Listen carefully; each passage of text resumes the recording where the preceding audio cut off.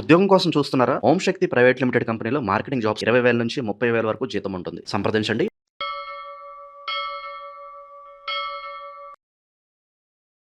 అందరికీ నమస్కారం. ప్రస్తుతం మనతో పాటు ఉన్నారు ప్రముఖ తంత్ర జ్యోతిష్యులు, జ్యోతిష్య రత్న, జ్యోతిష్య సామ్రాట్ డాక్టర్ చింత రుక్మందరరావు గారు. గురుగారితో మాట్లాడతాం. నమస్కారం గురుగారు. మాతృదేవోభవ, పితృదేవోభవ, ఆచార్య దేవోభవ. ఓం నమో మాందేశ్వరాయ నమః. అందరూ బాగుండాలి, అందరికి మంచి జరగాలి. గురుగారు, ఆగస్టు మాసంలో వృశ్చిక రాశి వారికి ఎలా ఉండబోతుందంటారు? ఎలాంటి జాగ్రత్తలు తీసుకోవచ్చు అంటారు? ఆర్థిక పరంగా, ఆరోగ్యపరంగా ఈ మాసం వీరి యొక్క గ్రహ గోచారం ఏంటంటారు? అలాగే ఈ మాసంలో చంద్రగ్రహణం, సూర్యగ్రహణం కూడా ఏర్పడుతుంది కాబట్టి దాని ప్రభావం ఈ రాశిపై ఎలా ఉంటుందంటారు? 2026 సంవత్సరం ఆగస్టు మాసం మాస ఫలితాల భాగంగా వృశ్చిక రాశి వాళ్ళకి ఎలా ఉందంటే, ఈ మాసం జరుగుతున్నటువంటి 2 గ్రహణాల ప్రభావం ముందుగా ఎలా ఉంటుందో తెలుసుకున్న తర్వాత మాస ఫలితాలకు వెళ్దాము. ఈ సూర్య చంద్రగ్రహణాలు 2 భారతదేశంలో కనిపించవు. చంద్రగ్రహణం పాక్షికంగా కనిపించినా కానీ పెద్దగా ప్రభావం చూపించదు.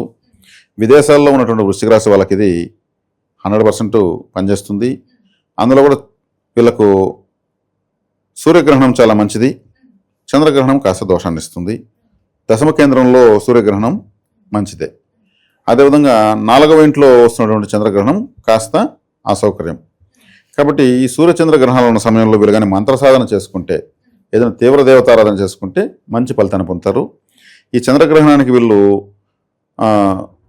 బియ్యాన్ని దానం చేయడము, పాలు, ఒక వెండి కప్పులో నెయ్యి పోసి 2 పడగలను, వెండి సర్పాలను పెట్టి దానం ఇవ్వడం మంచిది. విదేశాల్లో ఇచ్చే సౌకర్యం లేకపోతే భారతదేశంలో వాళ్ళ పేరు మీద వాళ్ళ ఇంటి వాళ్ళు ఇవ్వచ్చు. ఇది చేసుకోవచ్చు. గ్రహణానికి ఇది సింపుల్గా ఇదే సరిపోతుంది.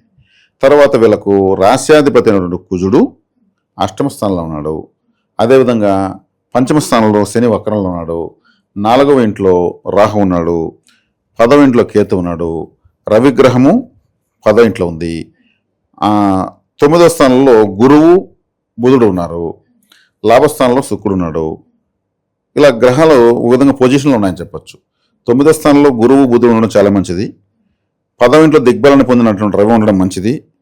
అదేవిధంగా శని వక్రించాడు, గురువు చూస్తాడు. కాబట్టి శని యొక్క ప్రభావం కూడా గురువు నియంత్రించేస్తున్నాడు. లాభస్థానంలో శుక్రుడు ఉన్నాడు. కాకపోతే లాభస్థానంలో శుక్రుడు ఉంటారా అంటే స్త్రీల వల్లే సంతోషము, స్త్రీల వల్లే కష్టము. అంటే లాభస్థానంలో శుక్రుడు ఉంటే అలా ఉంటుంది. స్త్రీలతో లాభం ఉంటుంది, నష్టం 2 ఉంటాయని అర్థం. లాభస్థానంలో శుక్రుడు ఉండడం వల్ల జన్మజాతకం కూడా ఎవరికైనా శుక్రుడు లాభంలో ఉంటే స్త్రీల వల్ల బెనిఫిట్ పొందుతారు, వాళ్ళ వల్ల నష్టాలు పొందుతారు. అంటే ఆ 2 సమానంగా వస్తాయన్నమాట. కాబట్టి ఇక్కడ నీచబడ్డాడు కాబట్టి వీళ్ళు కేర్ఫుల్గా ఉండడమే మంచిది. ఎందుకంటే వ్యయాధిపతి వ్యయానికి మళ్ళీ వ్యయంలో ఉన్నాడు. అంటే ఏదో ఒక వ్యయం వీళ్ళకి జరుగుతుందని అర్థం. అంటే లాభస్థానంలో వ్యయాధిపతి ఉండడం వల్ల వీళ్ళు అనవసరమైన సంతోషాలకు, ఆనందాలకు పోకూడదు అని అర్థం. కాబట్టి ఎవరైనా ప్రలోభ పెట్టచ్చు. దానికి ఆ ప్రలోభానికి వీళ్ళకి అవసరం అనుకున్న డబ్బు ఖర్చు అయిపోవచ్చు, లేదు ఇంకేదో రకంగా ఏదో ఒక ఇబ్బంది కలగచ్చు. అదొకటి జాగ్రత్త తీసుకోవాలి. శుక్రవారం రోజు వీళ్ళు ఏ ముఖ్యమైన పని పెట్టుకోకపోవడం మంచిది. అంటే ఆ రోజు నార్మల్గా ఉండిపోవాలి. ఆ రోజు 5 స్టార్ హోటల్కి వెళ్ళడము, ఆ రోజు సినిమాకి వెళ్ళడము, ఆ రోజు ఇంకేదన్నా బిర్యానీ తినడము, ఏమి చేయకు. శుక్రుడు అంటే ఎంటర్టైన్మెంట్, అంటే సినిమా కూడా పోకూడదు. 6-7 తెల్లవారితో సూర్యోదయం కాలం నుంచి 6 నుంచి 7 వరకు శుక్రహోర ఉంటుంది. శుక్రవారం రోజు 1 గంట సేపు మౌనంగా ఫోన్ కూడా స్విచ్ ఆఫ్ చేసి ఒక రూమ్లో గదిలో ఉండిపోవడం బెటర్. ఆ రోజు వీళ్ళ సంతోషాన్ని 1 గంట సేపు త్యాగం చేయడం వల్ల ఈ నీచగ్రహ శుక్రదోషం నశిస్తుంది. కాబట్టి ఆ రోజు కొత్త బట్టలు కొనడము, ఆ రోజు భార్యకు ఏదైనా కొనివ్వాలని ట్రై చేస్తే కూడా ఈ శుక్రుడు నీచగా ఉన్నప్పుడు అది ఆమెకు నచ్చకపోవచ్చు. ఒకవేళ బాగుండే తీర్చినా కానీ తెలియకుండా ఎక్కువ రేటు ఇచ్చేసామని తెలిసి మళ్ళీ అది బాధపడ్డము. వీళ్ళు నచ్చింది వస్తుంది, చూస్తే 2-3 రేట్లు ఎక్కువ ఇచ్చుంటారు. పక్కింటి అమ్మ వస్తుంది, అయ్యో నేను 100 రూపాయలకే కొన్నాను, మీరు 600 ఇచ్చేశారు అని అప్పుడు అని చెప్పేసి కూడా అక్కడే బాధపడతారు. అయ్యో ఇంకా 3 వచ్చేవే. ఇటువంటివన్నీ జరుగుతూ ఉంటాయి ఈ శుక్రుడు నీచబడితే. కాబట్టి ఈ టైంలో వీళ్ళు ఇటువంటివి మామూలుగా దొలుతూ ఉంటాయి సహజంగా ఫ్యామిలీస్లో. ఈ గ్రహం నీచబడడం వల్ల ఈ విధంగా అంటే మంచి వస్తువు కొనుక్కున్నాను సంతోషము, అది ఎక్కువ రేటు పెట్టినామని బాధ అట్లుంటుంది. ఒకటప్పుడు డూప్లికేట్ వచ్చేస్తాయి. అది తెచ్చినాక ఇంటికి వస్తేనే డ్యామేజ్ అయిపోతుంది. అది చూసి షాప్లో మొత్తం 1-4 సార్లు చూస్తే ట్రయల్ వర్షన్ ఇస్తే కరెక్ట్గానే ఉంటుంది. ఇంటికి రాగానే విరిగిపోతుంది. వాడు చూసుకోండి వాపసు లేదు అని చెప్పి మరి ఇస్తాడు. అట్లాంటి ఈ శుక్రుడు అనేవాడు అలా బాధ పెడతాడు. కాబట్టి శుక్రగ్రహాన్ని గురించి ఎక్కువ చెప్పాల్సి వచ్చింది. ఎందుకంటే వ్యయాధిపతి మళ్ళీ వ్యయస్థానానికి వ్యయంలో పడ్డాడు కాబట్టి, నీచబడ్డాడు కాబట్టి వీళ్ళకు ఈ చంద్రగ్రహానికి తగిన జాగ్రత్తలు తీసుకోవడము, ఆ శుక్రుడు తగిన జాగ్రత్తలు తీసుకోవడం చాలా అవసరం వృశ్చిక రాశి వాళ్ళకు. అందులో ముఖ్యంగా వృశ్చిక రాశి వాళ్ళు వేరే వాళ్ళ సంతోషాలకు బలైపోతుంటారు. అంటే వేరే వాళ్ళ బాధలు వీళ్ళు రిసీవ్ చేసుకునేస్తారు. రిసీవ్ చేసుకోవడం వల్ల ఆ బాధలు వీళ్ళవైపోతాయి. అంటే ఆ బాధలు వీళ్ళు బలవుతారని అర్థం. కాబట్టి శుక్రుడు అన్నప్పుడు ఏమవుతుంది, ఎవరో ఏమారిస్తారు అని అర్థం. మరి ముఖ్యంగా లేడీస్, అది ఈ రాశిలో పుట్టిన లేడీస్ ఉంటే కూడా వీళ్ళకి ఎదురింటామో పక్కింటామో ఏమారుస్తుందని అర్థం, ఏదో ఒకటి చెప్పి. కాబట్టి కేర్ఫుల్గా ఉండాలి. ఈ రాశి శుక్రుడు మంచోడు కూడా కాదు. మరి గురువు గారు కుటుంబ వాతావరణం ఎలా ఉంటుందంటారు?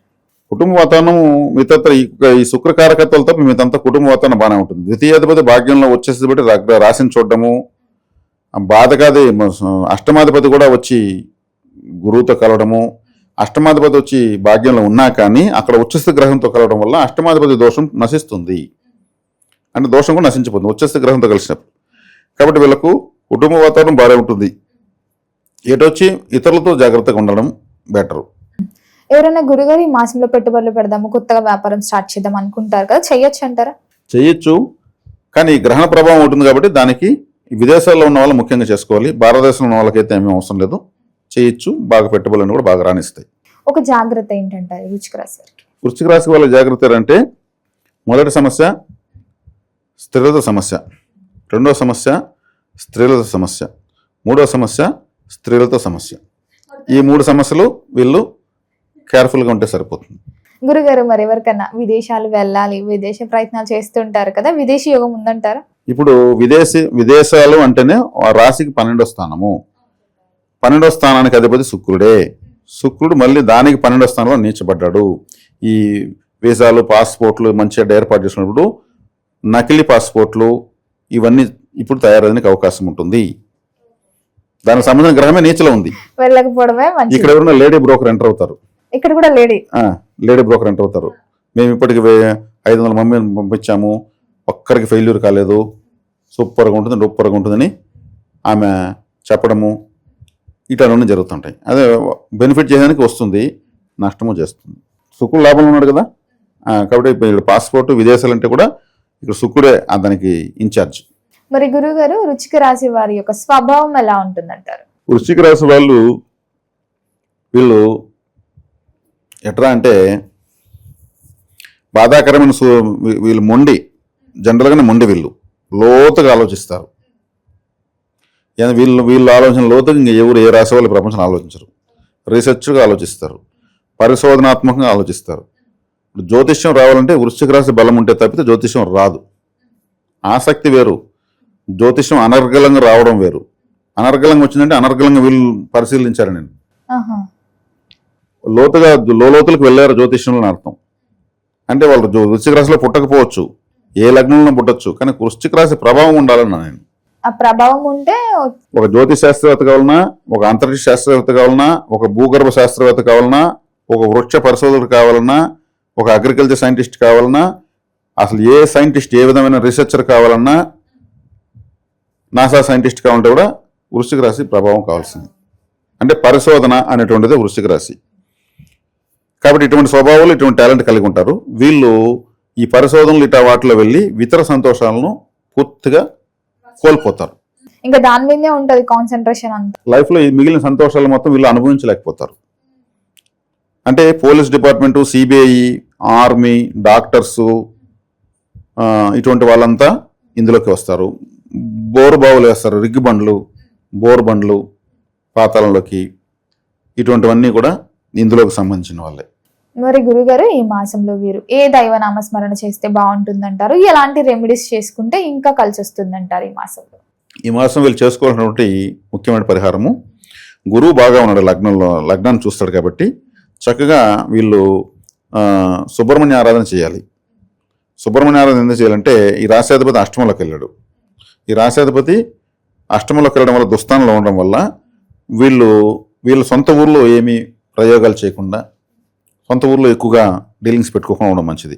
ఏదైనా గొడవలు వస్తాయి, ఆ గొడవల కాడికి వెళ్ళి కూర్చోవడము, లేదు నీ తప్పు నీది రైట్ అనడము, దాంట్లో వీళ్ళు విలన్ అయిపోవడము, ఇటువంటివన్నీ జరుగుతాయి. కాబట్టి 8వ స్థానంలో గ్రహం ఉంటే సొంత ఊర్లో వదిలేయాలని అర్థం. కాబట్టి ఈ మాసం వీళ్ళు చక్కగా ఏదో ఒక పని పెట్టుకుని బయట పోతూ వస్తూ ఉండాలి, తప్పించుకోవాలి. ఇది ముఖ్యమైన సూచన. గురుగారు, మొత్తం మీద ఆగస్టు మాసంలో వృశ్చిక రాశి వారికి ఎలా ఉంది, ఎలాంటి జాగ్రత్తలు తీసుకోవాలో తెలియజేసినందుకు ధన్యవాదాలండి. ధన్యవాదాలు.